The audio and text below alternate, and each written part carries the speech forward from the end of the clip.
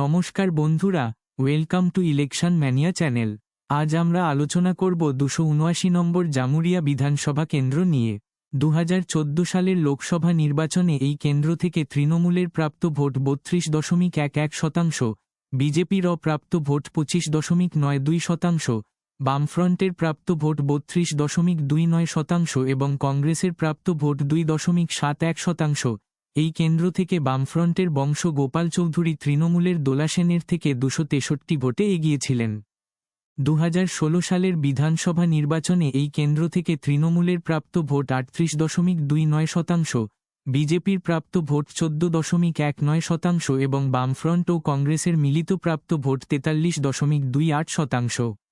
এই কেন্দ্র থেকে বামফ্রন্টের জাহানারা খান তৃণমূলের ভি শিবদাসনকে 7,757 ভোটে পরাজিত করেন।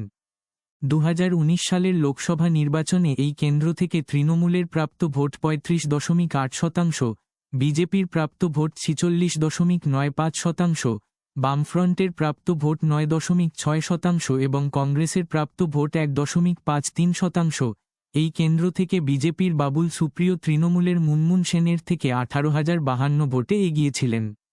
2021 সালের বিধানসভা নির্বাচনে এই কেন্দ্র থেকে তৃণমূলের প্রাপ্ত ভোট 42.59%, বিজেপির প্রাপ্ত ভোট 37.76% এবং বামফ্রন্ট ও কংগ্রেসের মিলিত প্রাপ্ত ভোট 14.89%। এই কেন্দ্র থেকে তৃণমূলের হরেরাম সিং বিজেপির তাপস কুমার রায়কে 8,051 ভোটে পরাজিত করেন।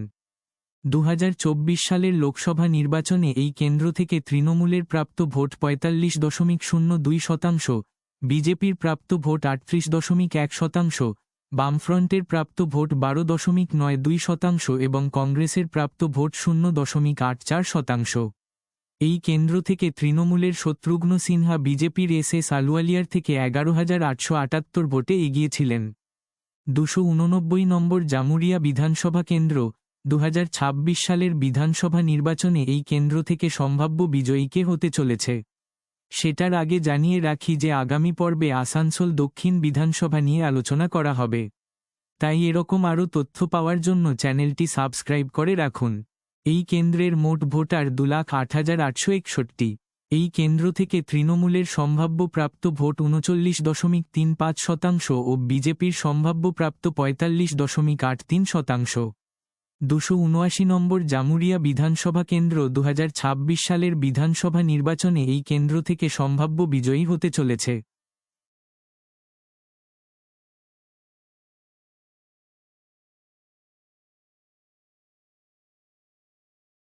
এখন পর্যন্ত আলোচিত 75টি কেন্দ্রের ফলাফল।